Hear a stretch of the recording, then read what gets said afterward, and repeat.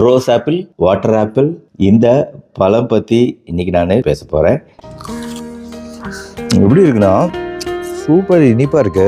Apple எப்படி இருக்கும் அந்த மாதிரி தன்மையும், பேரிக்காய் கடிச்சா வரக்கூடிய கிரன்ச்சியாக இருக்கு பழம், நல்லா இனிப்பாகவும் இருக்கு. சிஜியம் அப்படின்னு சொல்லிட்டு இது ஆங்கிலத்தில் அழைக்கப்படுது. நிறைய நன்மைகள் இதுக்கு இருக்கிறதா பார்த்தேன். இதுக்குள்ள இருக்கக்கூடிய சத்துக்கள் என்னென்னா இரும்பு சத்து, கால்சியம் சத்து, மெக்னீசியம் சத்து, மேங்கனீஸ் சத்து. இப்போ இரும்பு சத்து இருக்குனாலே என்ன அர்த்தங்க? ரத்த சோகை, அனீமியா போன்ற விஷயங்கள் வரக்கூடிய வாய்ப்பு குறைவு. ஹீமோகுளோபின் ப்ரொடக்ஷன் நல்லா இருக்கும். எலும்பு சார்ந்த பிரச்சனைகள் ஏற்படாது. இந்த கரையக்கூடிய நார்ச்சத்து குடல்கள்ல நல்ல கிருமிகள் உருவாக துணை புரியறதுனால அந்த வகையிலையும் இது ரொம்ப நல்லது. பல்வேறு உணவுகள்ல இதை அழகா ஃபிளேவரா சேர்த்துக்கலாம்.